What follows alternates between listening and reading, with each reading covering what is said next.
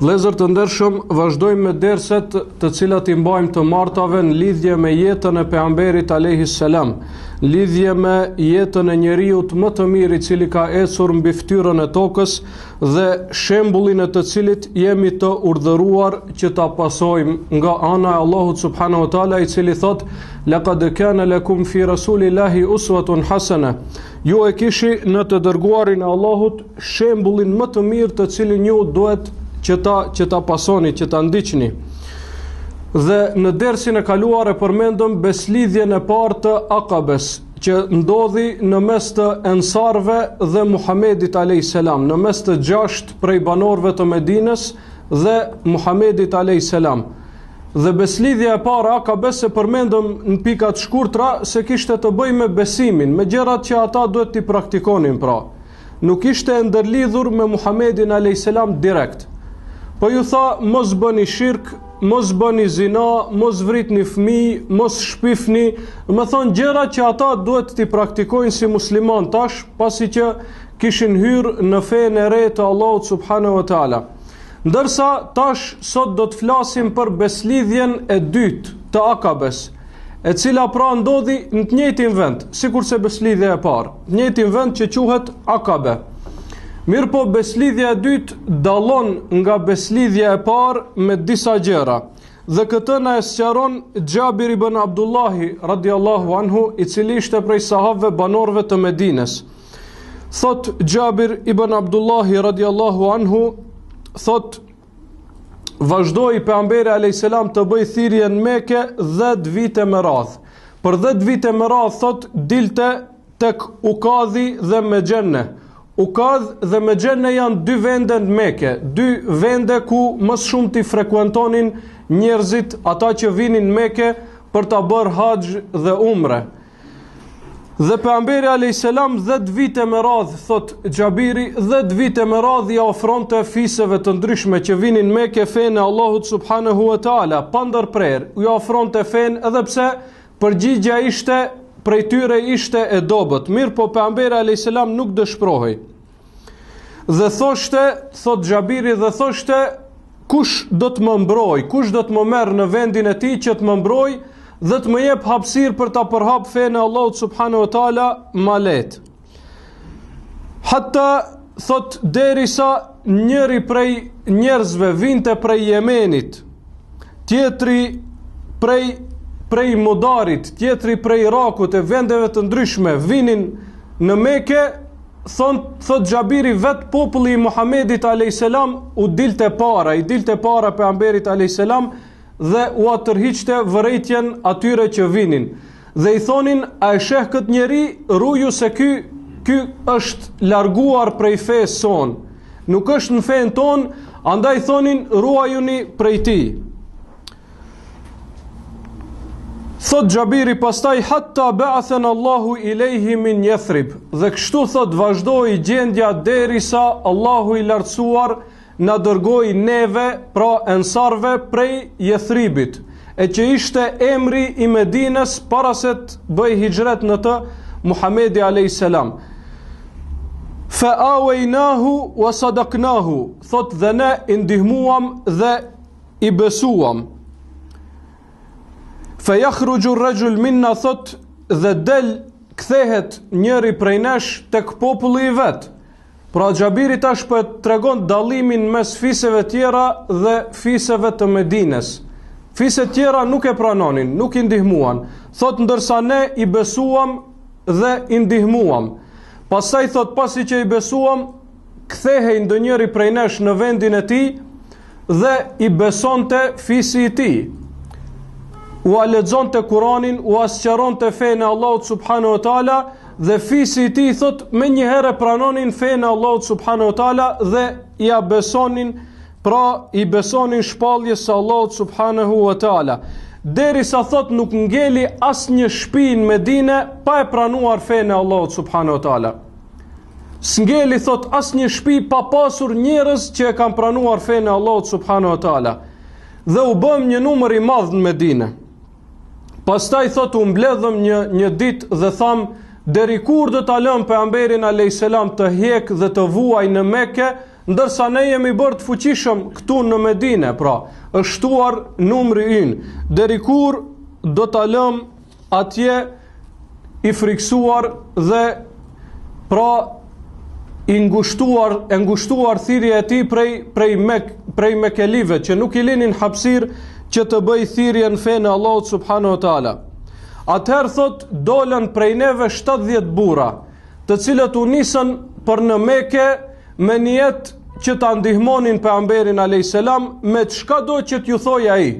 Të shkonin tek ai dhe t'i thonin: na urdhroja Resulullah, çka do që na urdhron ti, ne do ta çojmë në vend urdhrin tënd. Dhe kështu ndodhi, kur erdhi pra sezona kur njerëzit udhtonin, shkonin në Mekë, dolën edhe këta 70 veta prej Medinës dhe u takuan me pejgamberin alayhis salam në të njëjtin vend apo në Akabe.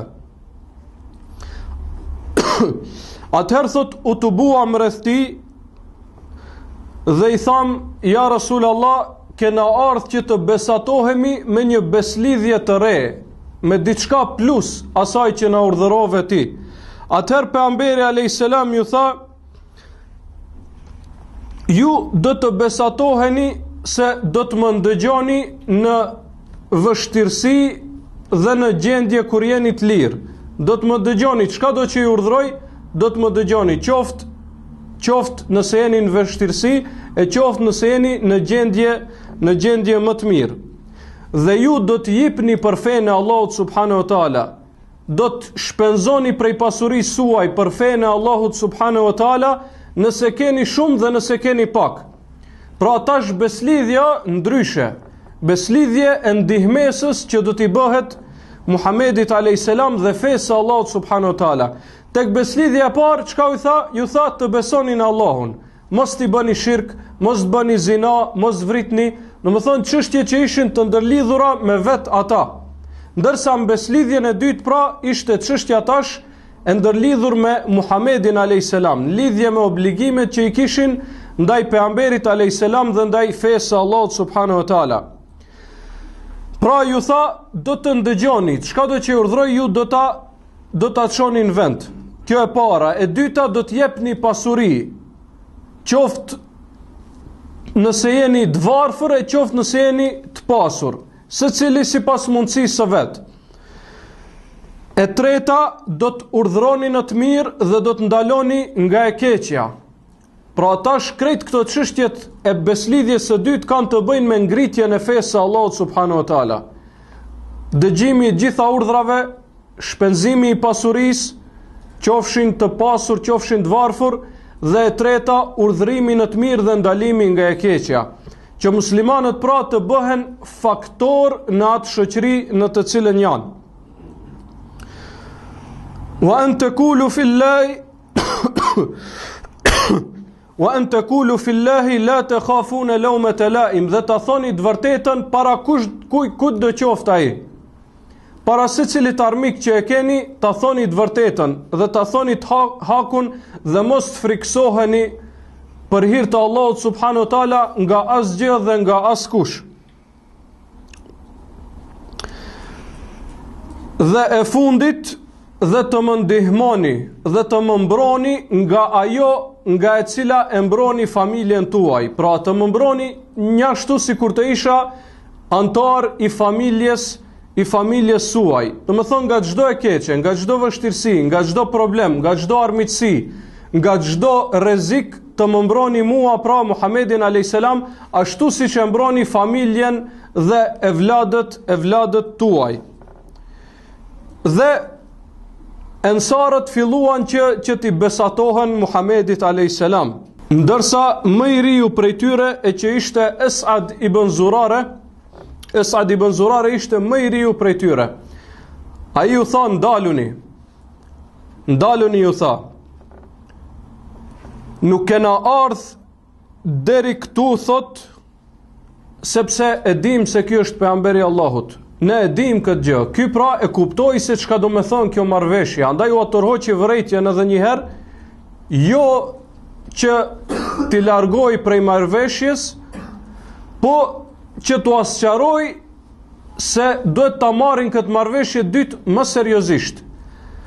Ju tha, ne s'kemi ardhur deri në Mekë që ta pranojmë se pejgamberi është pejgamberi i Allahut, sepse këtë e kena pranuar më herët në beslidhjen e parë. Mirë po thot, me këtë beslidhjen e dytë që jeni duke e bërë, ju jeni ndarë prej këtë arabëve. Dhe ta dini se do të keni nevojë që të luftoni për këtë beslidhje dhe do të humbni prej njerëzve fisnik dhe udhëheqës tuaj, andaj bëhuni serios pra. Nëse ndonjëri prej jush është frigacak, le të tregoj tash. E nëse jeni popull trim dhe luftar, atëherë pranojeni këtë marrëveshje me Resulullahin sallallahu alaihi wasallam. Atëherë të gjithë ata thanë, ne do ta pranojmë dhe nëse na urdhron ti ja Resulullah, tash shkojmë në Mina dhe i sulmojmë mushrikët me shpatat tona. Pejgamberi alayhis salam i tha, nuk jam urdhëruar me këtë pra. Nuk është nevoja që tash ju t'i sulmoni mushrikët. Njëherë për njëherë nuk më ka urdhëruar Allah subhanahu wa taala që në mënyrë agresive ta kundërshtoj shirkun pra dhe pjesëtarët e tyre. Të njëjtën marrëveshje e përmend edhe Ubade ibn Samit radiallahu anhu, i cili gjatë smundjes së tij, kur ishte i smur, erdh Gjunade ibn Ebi Umeje dhe disa shok të tjerë për ta vizituar. Thot Gjunade, thot, e pyetëm, ja Ubade ibn Samit, o Ubade, Allahu të shëroft, na e tregon një hadith me të cilën do të kemi ne dobi, po edhe ti do të kesh dobi, sepse do ta përsëritish pra atë që e ke dëgjuar prej Muhamedit sallallahu alaihi wasallam. Atëherë Ubadja thot, dhe u përmendën këtë beslidhje dhe këtë marrëveshje që e bënën me Muhamedin alayhis salam, thot, na e mor beslidhjen Muhamedi alayhis salam që ta dëgjojmë dhe ta respektojmë në vështirësi dhe në rahati. Që ti respektojmë urdhrat e tij dhe udhëheqësin ton, dhe mos ta kundërshtojmë udhëheqësin ton vetëm se nëse bën një kufër të qartë për të cilin kemi argument të qartë nga Allahu subhanahu wa taala. Dhe në këtë hadith Ubadja e përmend pra edhe respektin ndaj udhëheqësave që do t'i kenë ata në përgjithësi. Kështu u përmbyll kjo beslidhje, pra beslidhja e dytë e Akabes, dhe pejgamberi alayhis salam ju lejoi që të kthehen në Medinë, sepse siç transmetohet në një hadith tjetër nga Xhabiri radiallahu anhu, se në këtë rast kur u bë kjo beslidhje, shejtani hypi në kodër dhe bërtiti me zot lart, o ju me keli, po ju kërcnohet një rrezik prej Muhamedit alayhis salam dhe atyre të cilët e ndruan fen e tij. Dhe nuk tha Muhamedi, sepse Muhammed do të thot i lavdruar, nuk tha shejtani, nuk ja tha emrin e tij, po tha el mudhammam, ai që është i përbuzur, ashtu siç e quanin mushrikët e Mekës, Allahu e mallkoft. Pra nuk deshti që t'ja thoj emrin e tij të vërtet. Dhe piskati pra u luroi nga rreziku të cilin ai e vërejti nga kjo marrëveshje.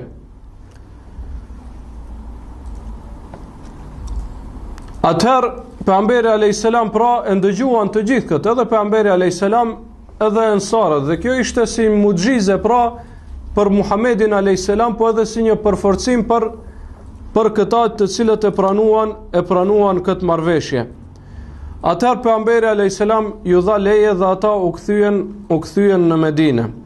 Dhe pas kësaj do të filloj hijreti për në Medinë, së pari sahabët e pastaj edhe Muhamedi alayhis salam, siç do ta përmendim në derset e ardhshme.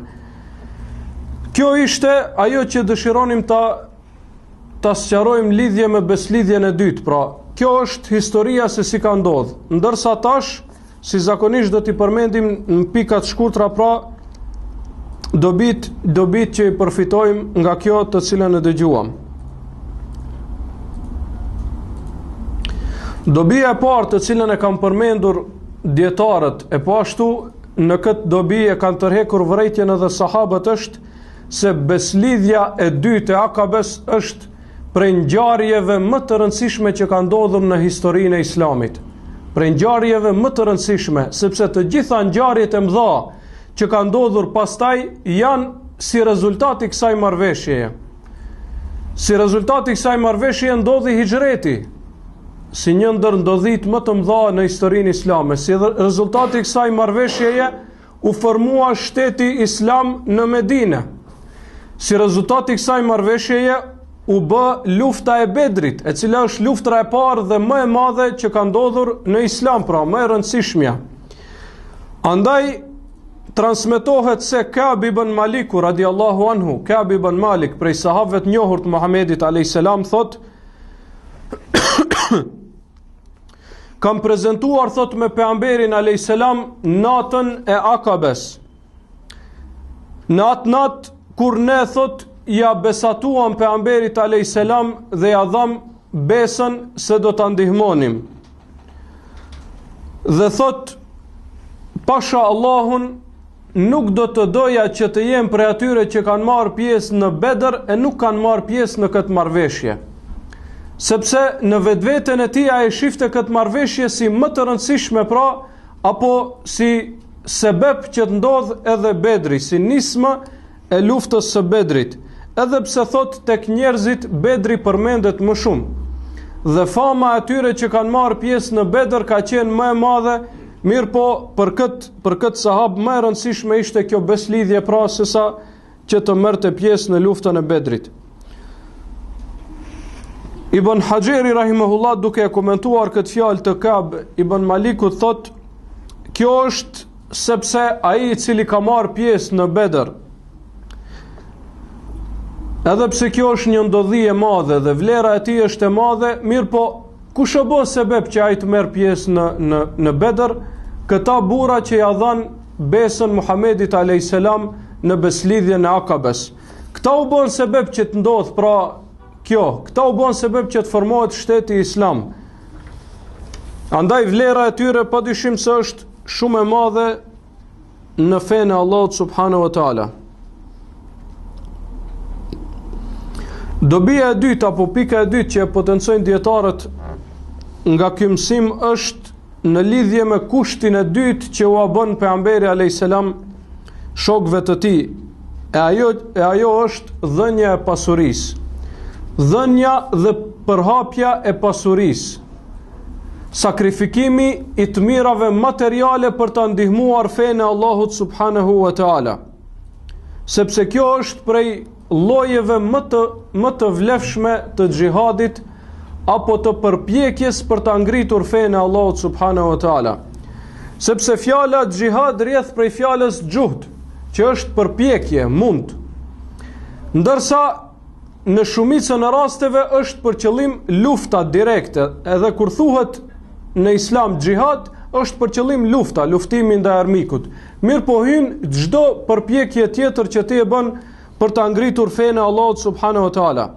Andaj Allahu i lartësuar kur e përmend luftën apo xhihadin në Kur'an, thot të bëni luftë me pasurinë tuaj dhe me veten tuaj. E përmend pasurinë para shpirtit dhe vetvetes, sepse kjo ka një rëndësi shumë të madhe për ngritjen e fesë së Allahut subhanahu wa taala. Pasuria, të mirat materiale, këto janë shumë të nevojshme për ngritjen e fesë së Allahut subhanahu wa taala.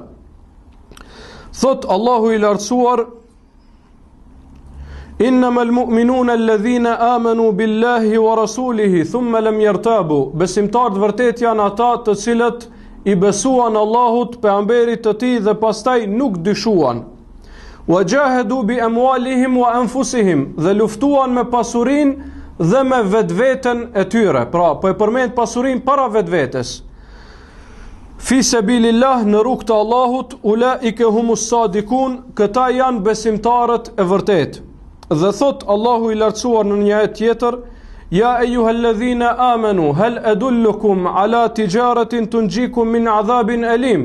O ju besimtar, a t'ua tregoj një tregti e cila ju mbron nga dënimi i rënd. Tu'minune billahi wa rasulihi, të besoni në Allahun dhe pejgamberin e tij.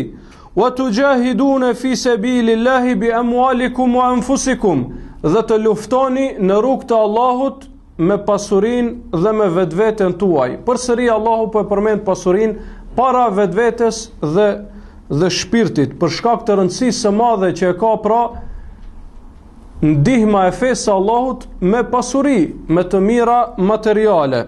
Dhalikum khairun lakum in kuntum ta'lamun, kjo padyshim se është më e mirë për ju në qoftë se e dini. Pika e tretë apo dobia e tretë që e përmendin dietarët është në lidhje me kushtin e tretë. E ajo është të urdhëroni në të mirë dhe të ndaloni nga e keqja, apo të thirrni në fenë e Allahut. Thirrni në fenë e Allahut subhanahu wa taala.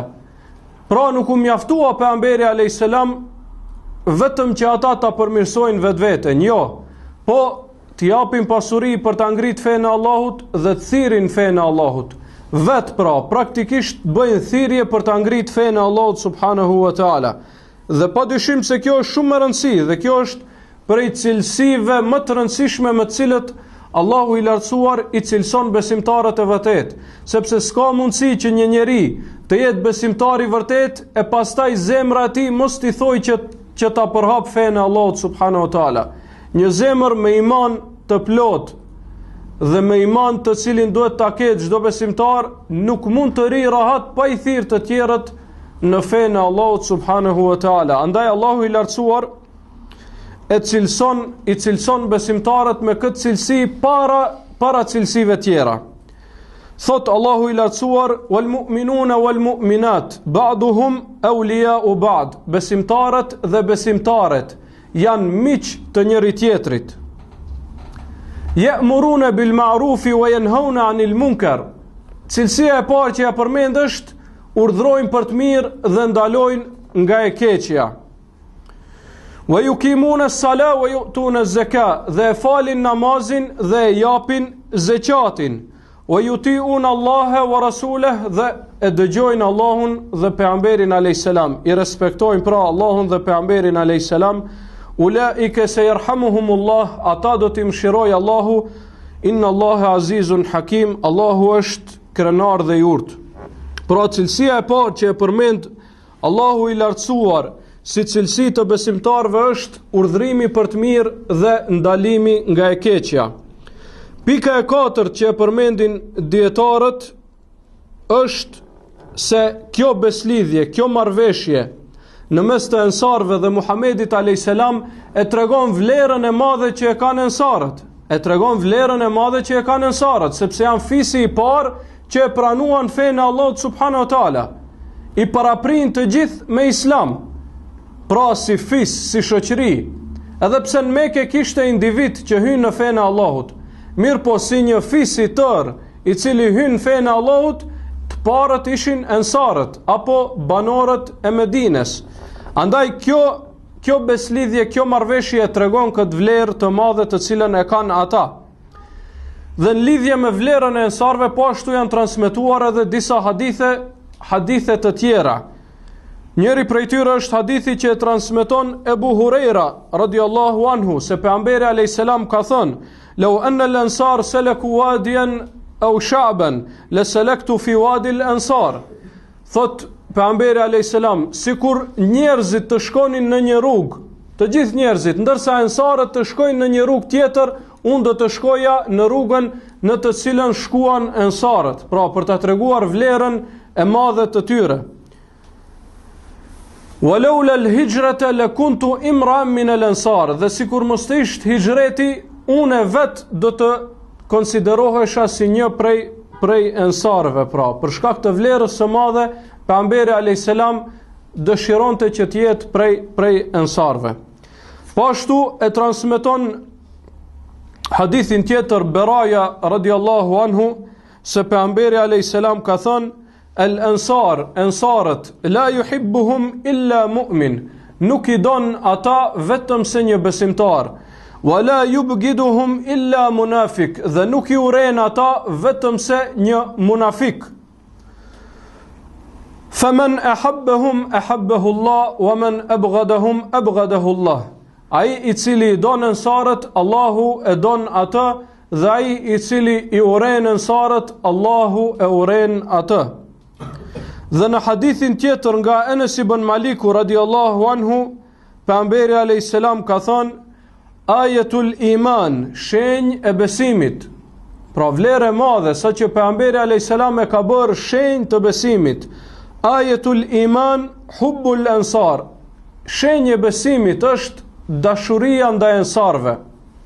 Wa ajetun nifak bughdul ansar. Dhe shenjë e munafiklëkut, shenjë e munafiklëkut është urrejtja e ansarve. Pra, ata grupe të devijuara, të cilët I urejnë sahabët në përgjithësi dhe ansarët në veçanti, në krye të cilëve janë shijat e Iranit, janë munafika me vetë fjalën e pejgamberit alayhis salam. Sepse pejgamberi alayhis salam po thot, nuk I urejnë ansarët vetëm se një munafik, ndërsa ata jo vetëm se I urejnë, po madje edhe I mallkojnë dhe shpifin kundër tyre. Allahu I mallkoft ata dhe I mbroft muslimanët nga sherri I tyre, të cilët armiqsinë e tyre përgjatë historisë, siç thot Ibn Taymija rahimahullah, përgjatë historisë, ky grupacion I fliqur asnjëherë nuk I ka luftuar armiqtë e Islamit, po çdo herë I ka luftuar muslimanët. Dhe ne jemi dëshmitar të masakrave që janë duke u bërë në Siri, prej këtyre pisave të fliqur, të cilët janë as fëmijët, pra nuk I kursejnë nga masakra njerëzore, ndërsa nga ana tjetër thonë se janë armiq të armiqve të Islamit. Jo vallah, as armiqtë e Islamit nuk kanë bërë kësi masakrash në mesin e muslimanëve. Allahu I shkatroft sa më shpejt. Pika e 5, të cilën e kanë përmendur dietarët në këtë rast, është në lidhje me besimin e ansarve. Kjo kishte edhe një urtësi nga ana e Allahut subhanahu wa taala. Urtësia e kësaj, siç e kanë përmendur dietarët, është se fisi I Muhamedit alayhis salam nuk e pranoi thirrjen e tij, ndërsa një fis I largët po vjen dhe po e pranon thirrjen e tij. Kjo tregon se thirrja e Muhamedit alayhis salam është thirrje hyjnore, nuk është thirrje fisnore. Nuk është thirrje për ta ngritur një fis mbi një fis, apo një komb mbi një komb, apo një rac mbi një rac tjetër. Po është thirrje për ta adhuruar Allahun subhanahu wa taala. Andaj kur Mekelit nuk pa ndonjë interes të kësaj bote për ta pranuar fenë e Allahut subhanahu wa taala, e pranoi dikush tjetër. Dhe kjo tregon se pranimi I atyre tjerëve ishte për shkak të besimit të fuqishëm që e kishin, e jo për shkak të ndonjë interesi të kësaj bote. Pika e 6, të cilën e përmendën dietarët, është në fjalën e fundit që u tha pejgamberi alayhis salam këtyre ansarve kur erdhën në marrëveshje. E përmendën pra se këta donin që t'i sulmojnë menjëherë mushrikët e Mekës dhe menjëherë të fillojnë konflikt me ta. Mirë po pejgamberi alayhis salam ju tha, lem nu'mer bihadha, nuk jemi urdhruar me këtë gjë. E që tregon se feja Allahut subhanahu wa taala është shpallje prej tij, nuk është çështje e emocioneve momentale, po është çështje e pasimit të mësimeve të Allahut. Emocionet momentale të besimtarëve ishin që ti sulmonin befasishëm mushrikët dhe ti masakronin, sepse shumë I kishin munduar muslimanët. Mirë po pejgamberi alayhis salam ju tha se ende nuk janë pjekur rrethanat për këtë. Andaj edhe Allahu nuk na ka urdhëruar që ta përdorim këtë metodë.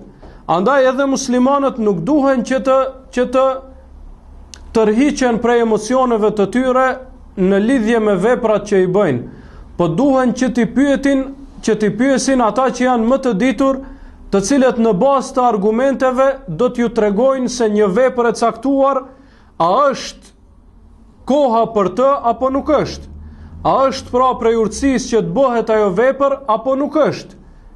Dhe kështu është udhëzimi i Muhamedit alayhis salam.